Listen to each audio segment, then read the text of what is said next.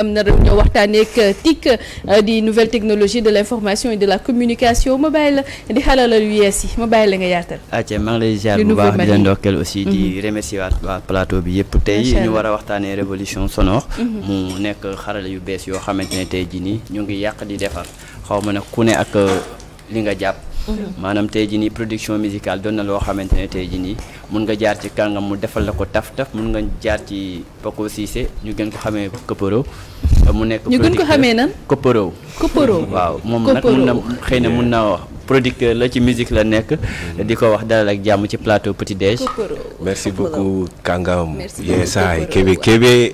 di recognize invitation bi. waaw di nuyu aussi ñi ma bokkal plateau bi. on est des artistes donc street language bi. mënu ci ñàkk quoi. waaw donc di kontaan vraiment ci invitation bi. di vraiment di leen remercier. voilà ça fait plaisir teew au Petit Déj. gis naa café gaa ngi daw yooyu ah. waaye xam nga xel la guñ na xam ñëw xel la. waaw aussi gan dañ koy ganale. dëgg la oui vraiment tey. mais laaj na la benn affaire de Koporo bi Paco Cissé bi moom xam na ko. mais Koporo mooy lan. waaw Koporo mooy Paco Kopa rëw mooy ku nekk ci liggéey ku nekk ci waar. d'accord comme moom li ma wax street language bi xam nga comme on est des artistes. mbedd dafa am li ñuy wax street language. Paco waar. waaye yeesaay Paco mi nekk ci waar. Assane bi moo formé. noonu la demee. Paco mi nekk ci waar bi. donc mooy Koporo. d'accord donc je suis artiste je suis producteur. Je suis dans l'événementiel. Je suis réalisateur aussi. Donc tous ces points chapeau là ma sol. moo tax bon rëw. kon c'est donc ñu rëw si voilà léegi ñu ñëw si TIC bi. yeesaay. kàngam yaata la. il est comme ça. live en tout cas mu nekk mélange musique aussi ak nitu mbedd comme ni ñu ko waxee c'est beau à voir loolu yëpp nga boole ko.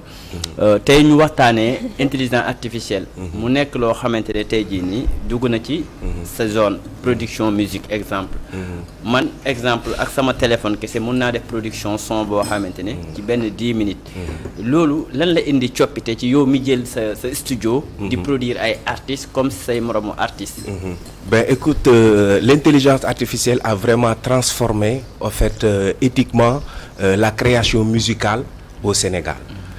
Récemment au Sénégal je vais dire et depuis longtemps à l'échelle sur l'échelle mondiale. Donc l'IA nous a donné un outil en fait pour produire et diffuser en fait composer produire et diffuser nos œuvres en fait plus efficacement. Parce que comme li nga wax pour nga composer musique déjà da nga doon dem studio. donc boo demee studio di nga soxla guitare. di nga soxla keyboard. di nga soxla drums. di nga soxla quoi aussi guitare donc léegi avec l'intelligence artificielle. t'as plus besoin d'aller au studio. comme li nga wax da ngay jël sa téléphone. en moins de 5 minutes. nga demander ko ne ko je veux telle musique. tel genre de musique.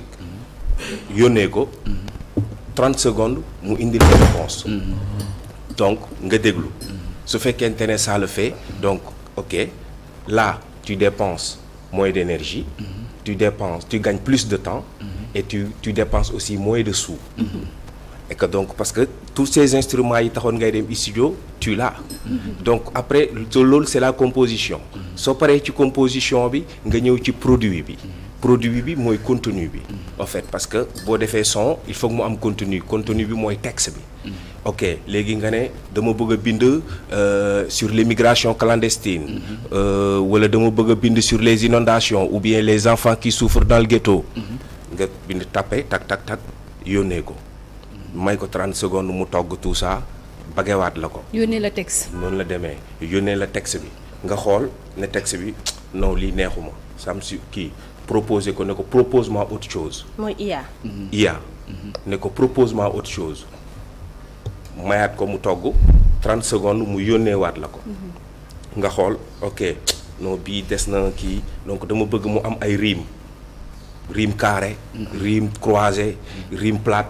whatever yaa xam riim yi nga bëgg nga yónneewaat ko donc mu toggaat yónneewaat la ko léegi si ça te convient nga ne ko ok donc kon bii laa doon wër donc c'est-à-dire que ci aspect boobu aussi ku nekk léegi mën na nekk waykat c'est-à-dire que voilà les réalisatrices là suba mën nañu def seen son donc nekk benn Titi numéro 2 wala Kumba Gawlo numéro 2 donc loolu ça leur permet artistes yi en fait c'est fabuleux pour eux parce que ils bougent pas ils dépensent moins d'énergie et leur après mu ñëw mu reste la diffusion nga ñëw ci la diffusion tu dis que Dakar da nga bëgg set son bi par exemple mu am 1 million de vues ou bien 2 millions de vues nga ciblé ne Dakar da nga bëgg tout Dakar gis ko nga dugg ci IA nga xool mu woon la ñaata personnes ñoo connecté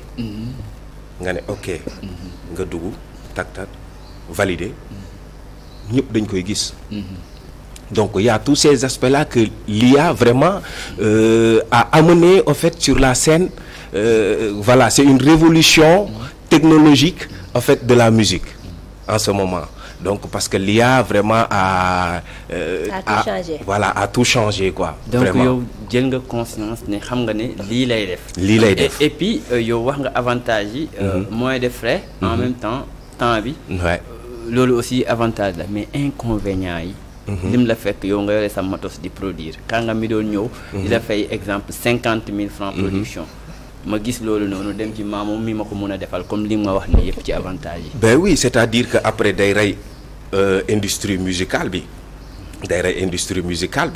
parce que les DJ ou les gens qui avaient des studios après ils vont plus s'en sortir mais par contre après aussi il y a les inconvénients nekkul ci ñoom rek même l'artiste qui l'utilise parce que après daf koy day perdre en fait son identité lui parce que son authenticité authentique dafa am solo donc am na ñoo xamante ne ils font vraiment attention les artistes professionnels mais aussi est-ce que sonorité bi nga xam ni IA moo ko généré ak sonorité bi nga xamante ni nit ki moo ko defal ak ses instruments est-ce que aussi bokk nañ quoi si dégg-dégg non du yéen mélomanes yi ñoom si mën na doon benn tempo bi parce que dañuy copier tout ça mais les émotion bi moo foofu la différence bi di nekk quoi parce que loo xamante ne que yow da nga koo creuser en toi créer ko il y aura plus de chaleur il y aura plus de sensation ci kenn parce que li ñuy wax musique ci xol lay jógee bu ci xol lay dem donc lu fekkente ne c'est artificiel après c'est moins sensible en fait mais man li ma comprendre si li muy wax mooy que ni déjà IA mën na la may dara mais du la may lépp tamit nga jël lépp yow tamit da nga foog nga joxe quelque chose de voilà de benn touche personnelle boo xamante ne voilà de toi quelque chose de toi plus d'énergie bu ko defee kii déglu musique bi xam ne que ok là il peut plus se tenir quoi day xam ne que lii c'est quelque chose de lu ñu togg la lu vraiment waa ji il s'est donné à fond mais voilà après tu deviens dépendant yow wan ne IA maanaam nilaar moo ma ko ku dul artiste dëgg mënu ko utiliser mën na la compléter yenn tâches yi mais il suffit que comme ni nga ko waxee sànq parce que man su ma ko laajee premier texte rek mu indil ma su ma maîtriser wul man en tant que artiste musicien rime croisé ak yooyu noonu dama insister di ko laaj donc il faut être professionnel bien avant d'utiliser l'IA bien sûr parce que il faut savoir poser les bonnes questions à l'IA pour que mu indil la en fait exactement li nga soxla donc voilà c'est limité il y a certains artistes qui l'utilisent pas qui savent pas l'utiliser donc voilà après aussi donc tu es pour ou contre moi je dirais pas que je suis pour parce que je l'utilise au fait et je ne dirais pas que je suis contre je dirais que parce que maa ngi koy utiliser en fait mais pas pour samay textes mais yàqul sa liggéey non yàqul sama liggéey parce que on est dans un monde boo xamante ne il faut que ñu ànd ak xarale yi nga xamante ne moo nekk léegi ci jamono donc le monde avance on essaye d'évoluer avec le monde tu vois donc loolu la demee mais faut l'utiliser d'ailleurs si, parce que man xam leen rek lañ laa siy bañ mooy paresse intellectuelle bi nga xamante ne parfois mën na la ko andil mais bu fekkee ne tamit da nga ko yow déjà yow yaa ko njëkk a proposé ba pare mu joxaat la nga rectifier waat genre yooyu baax na mais man xam la laay bañ nga laaj IA mu jox la rek après nga utiliser waaw parce que après comme li nga wax day indi benn paresse da ngay dekk trop dépendant en fait de la machine waaw donc bu machine bi doxul rek c'est-à-dire que yow doo dox voilà donc yow toutes tes facultés de penser toutes tes facultés dootoo ko développer. Et l'homme, on dit que l'homme n'a même pas encore utilisé 5% ou 10% de sa faculté de penser te àdduna bi tàkk nii. waaw te bu utiliser woon 10% xaw fa ni. non mais noonu la demee.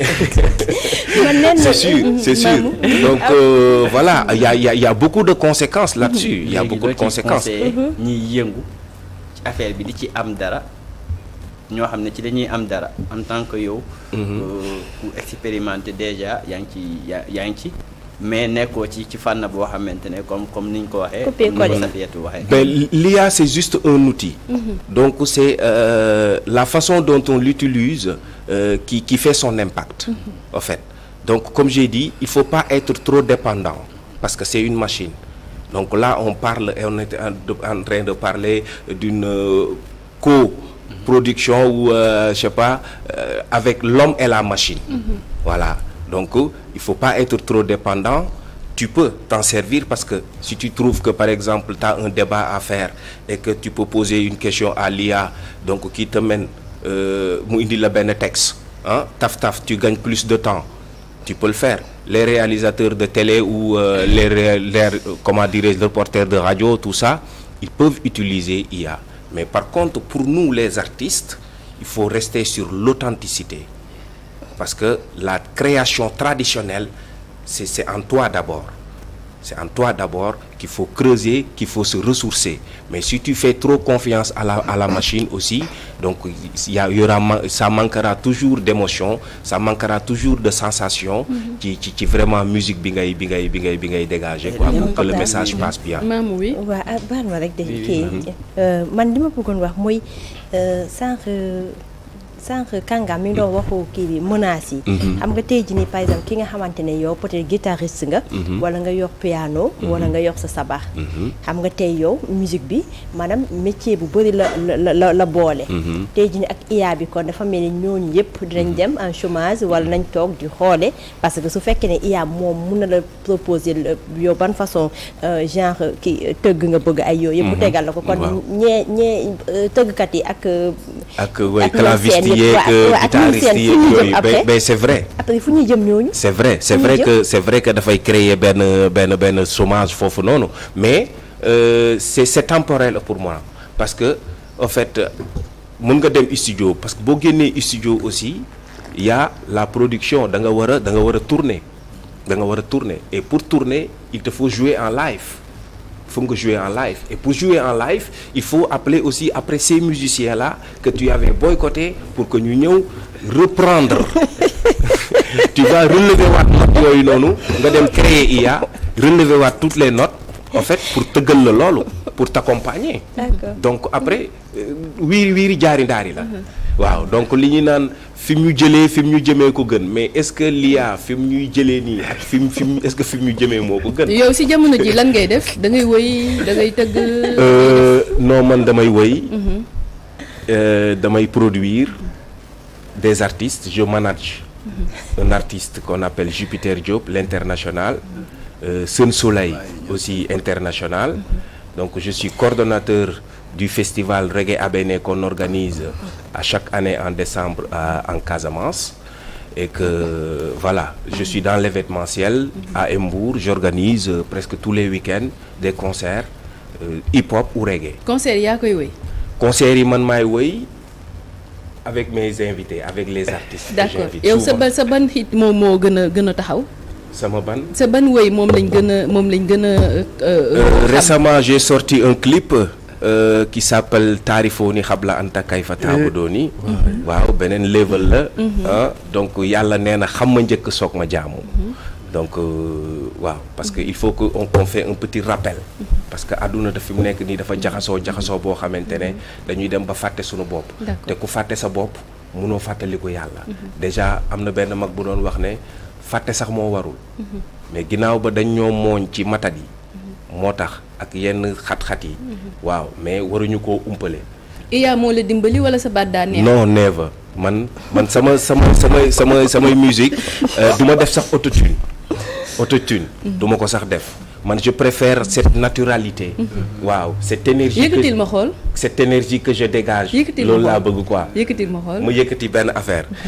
taarifooni xabla anta kayfa taabudooni fa illam yaarifooni kayfa taabudooni ni yàlla nee na xam ma njëkk soog ma jaamu ci boo ko xamulee noo koy jaamoo. waaw d'accord. Voilà, léegi foofu ma indi fa correction.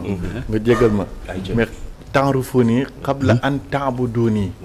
fa illam ta'rifuni fa illam ta'rifuni yaarifooni. waaw kayfa ta'budu. waaw kay noonu la maanaam ci premier kii ba première phrase bi amul kayfa. taarifuni qabla an ta'buduni. an ta'buduni. waaw fa illam yaarifooni. waaw kayfa ta'buduni. voilà d'accord. kon est-ce que du woy bi la woon moo tax mu gaaw. noonu la demee. c'est important kàngam ma bàyyi la nga àggali. oui effectivement dañ doon wax ci côté transition événementielle parce que tey jii nii koo ne production rek après ci événementiel ngay mujjee. donc est-ce que xarale yu bees yi aussi impact boobu noonu wane na foofu boppam maanaam parce que boo produire ba pare. ci événementiel yi nii il faut nga def benn transition envers l'événementiel. oui parce que en fait daf ñuy dimbale bu baax a baax ci promotion en ce moment nii donc avec l'IA moom franchement pour faire des affiches des affiches da ngay def ay affiches yu exceptionnelles parce que daf lay proposer tu vois ban nga bëgg donc t'as le choix quoi en fait donc avec comme j'ai dit tout à l'heure aussi tu peux cerner à combien de personnes ça peut voir cette publication que tu peux toucher et que voilà. Par contre, souvent c'est payant. Ouais, c'est payant. Il faut utiliser ta carte pour pouvoir accéder à toucher 5 000 ou 10 000 personnes. Voilà. Donc, mais franchement, sur ce côté-là, sur ce point-là, voilà, ça nous aide bien. Kangam xam nga sànq maa di wax ay waxu guitariste yi ak ñoom seen. mais li mu wax ni poème bi aussi mun nañ ne photographie aussi. seen travail est menacé parce que non seulement jamono ji ak téléphone yi rek ñoom seen liggéey doxatul. waxatuma aussi IA ñëwaat. dugal ci loxoom. kon ñooñu photographie moom jamono ji dafa mel ni ñoom aussi. muy day gën seen mbir yi day gën a méttiwaat. ah oui tout est menacé en fait. Tout est menacé. Voilà ci système boobu déjà même seen job sax man suba mun naa nekk présentateur. ak l'IA. donc parce que thèmes yi ngeen di développer su ma ko demandé IA mais daf may indil texte. mais man jàpp ma ne ñoom seen liggéey est menacé man dama jàpp que ni évolution technologique la. que ñoom ñoo war a adapté wu. man loolu laa gëm en réalité. mais l'adaptation c'est pas donné à tout le monde parce que peut-être il y en a d'autres qui n'ont pas ce niveau-là. D'autres n'ont pas les moyens de s'adapter à suivre. Pour peut-être l'adaptation ça peut se faire si on donnait des cours, si on enseignait ça. Parce que j'en parlais avec un ami, excusez-moi. doo ko wax ci olof mu leer waaw maa ngi ci doon wax ak benn xarit. sama benn copain ci école. que léegi élèves yi. sax ñoo gën a xarañ ci intelligence artificielle que seeni prof. donc par contre léegi est-ce que bu ñu doon jàngal prof yi. Intelligence artificielle nga xam ne ñoom bu ñu ñëwee aussi dinañu jox élèves yi ay cours donc bu ko defee après le truc ça va se répandre ku nekk dina ci mën a jot. ñu yaatal ko par contre que aussi IA c'est un peu limité parce que am na certaines régions yoo xamante ne que amagu fa accès mais lu mel ni que la capitale fii Sénégal Dakar donc war nañ koo mën a commencer jàngale wala encore di def plus de débat. ci télé yi di def encore plus de débat ci rajo yi bu ko defee nit ñi di ci bàyyi xel bu baax a baax di ci gën a gëstu ñu leen di wax nag comment dirais-je les dangers aussi qu'il y a ak vraiment li nga xamante ne que mooy njariñ bi waaw parce que lu am njariñ tamit am na lore ci wet gi donc ñu conscient ci ñaari points yooyu noonu yëpp donc daf ci am solo. man foofu damay fekk ci Safi man tout le temps dama ne désapprendre apprendre et réapprendre ci jamonoom lañ nekk. donc il faut que aussi pour xam danger beeg avantage bi.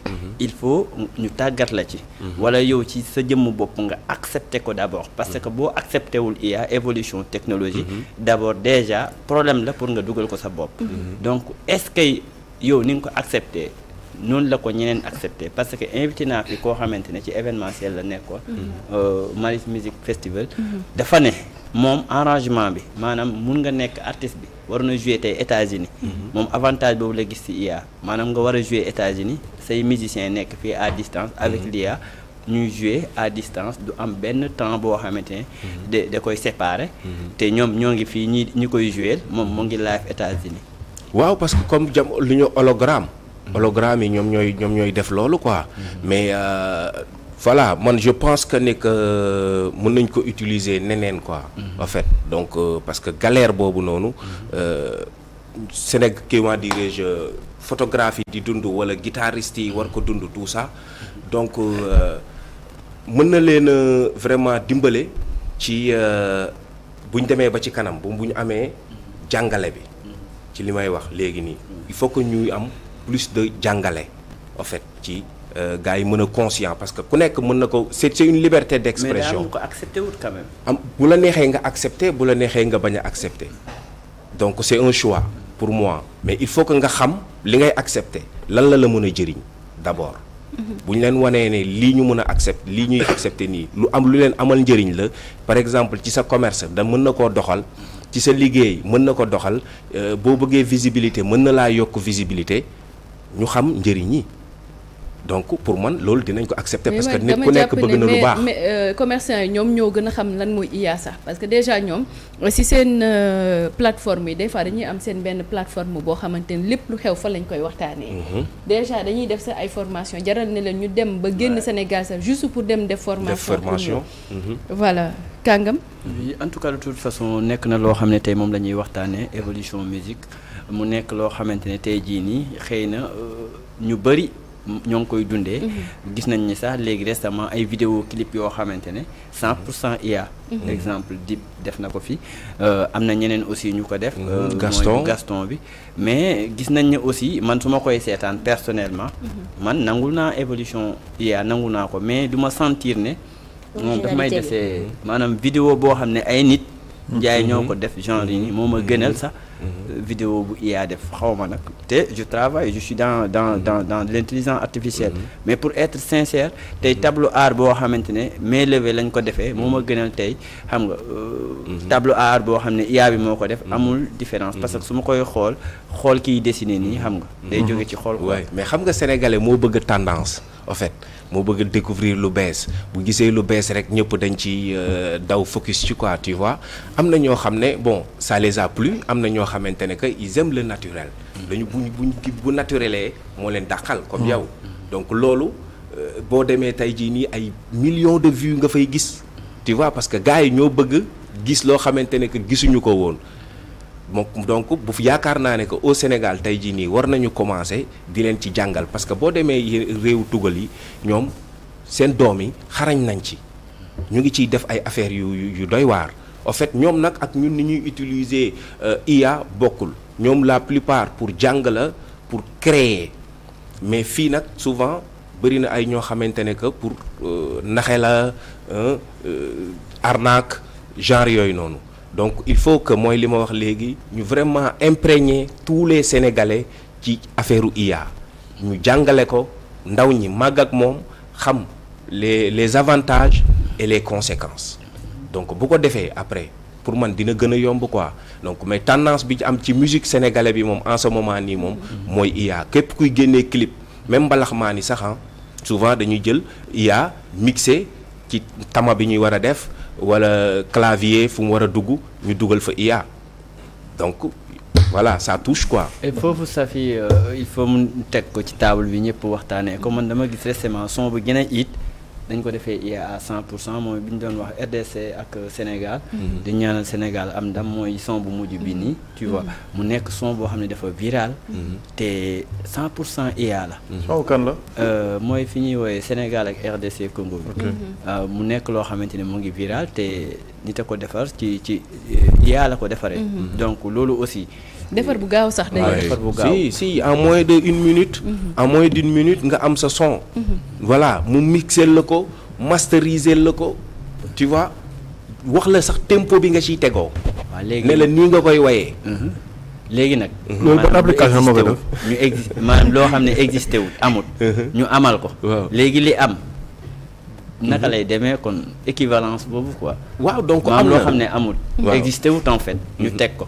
léegi li existé est-ce que duñ dem ba douter aussi maanaam buñ tolloo jamono boo xamante ne ce qui est réel dañu ne c'est irréel maanaam tey jii man bu ma gisee benn affaire voilà waaw mooy l'IA bi nii ça a défié vraiment tous les pactes traditionnels en fait de création musicale waaw donc mooy li ma wax gëstu bi nga daan am yow pour toog ci sa bopp pour gëstu bind benn texte donc kii moo la koy faciliter léegi IA mais faut pas être dépendant pour nga bañ a perte authenticité boobu.